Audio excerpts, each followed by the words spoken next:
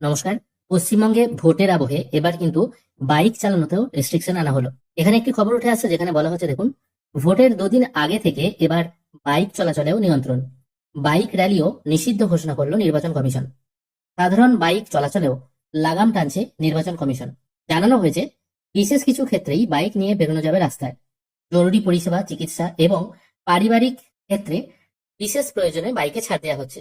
বিশেষ প্রয়োজনে স্থানীয় থানা থেকে অনুমতি নিতে হবে। অর্থাৎ ভোটের দুদিন আগে, মানে আমাদের এখানে ভোট হচ্ছে পশ্চিমবঙ্গে 23 তারিখ আর 29 তারিখ।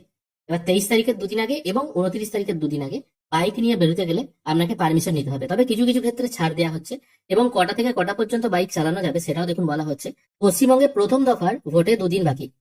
তার আগে বড় সিদ্ধান্ত নির্বাচন কমিশনের। বলা হয়েছে সন্ধ্যে 6টা থেকে সকাল 6টা পর্যন্ত বাইক চালানো যাবে না।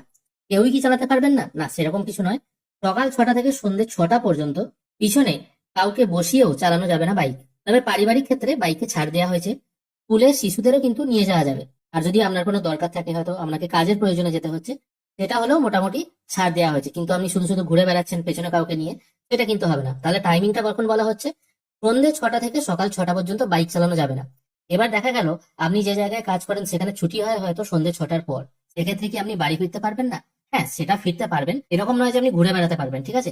বাড়ি ফেরার প্রয়োজনে আপনি বেরোতে পারবেন বা এমার্জেন্সি কোনো ক্ষেত্রে আপনি যেতে পারবেন। আর সকাল 6টা থেকে সন্ধ্যে 6টা পর্যন্ত পেছনে কাউকে বসিয়ে নিয়ে যাওয়া যাবে না। কিন্তু যদি আপনি হয়তো স্কুল বা কলেজ যাচ্ছেন, স্টুডেন্টকে নিয়ে যাচ্ছেন, সেক্ষেত্রে ছাড় দেওয়া হয়েছে। আরো কি বলা হচ্ছে? বাইক র্যালি একদম নিষিদ্ধ করে দিয়েছে। নির্বাচনের সময় বিভিন্ন রাজনৈতিক দলগুলো বাইক র্যালি করে, সেগুলো করা যাবে না। তবে সন্ধ্যে 6টা থেকে সকাল 6টা পর্যন্ত যদি বাইকে বেরোতে হয়, তাহলে যদি কোনো জরুরি পরিষেবা বা মেডিকেল এমার্জেন্সি থাকে তবেই কিন্তু ছাড় দেওয়া হবে।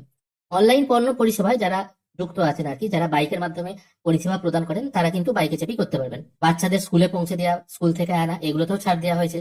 আর যদি বিশেষ পরিস্থিতিতে রাত্রে বেরোতেই হয়, তাহলে স্থানীয় থানা থেকে অনুমতি নিতে হবে।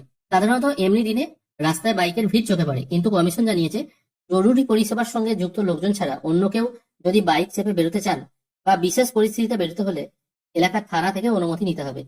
রাস্তায় অন্য সময় যেভাবে বাইক নিয়ে বেরিয়ে পড়েন বহু মানুষ, আর তা করা যাবে না। বাইকের ওপর বিধিনিষেধ যাতে কার্যকর করা যায়, তার জন্য জেলা পুলিশের সঙ্গে সমন্বয় থাকতে হবে বলে জানানো হয়েছে। যাতে সুষ্ঠু নির্বাচন হয়, সেই জন্যই কিন্তু এত কিছু করা হচ্ছে। আপনাদের কি মতামত অবশ্যই সেটা জানাবেন। এই ছোট্ট আপডেটটুকুই আপনাদেরকে দেওয়া ছিল। ধন্যবাদ।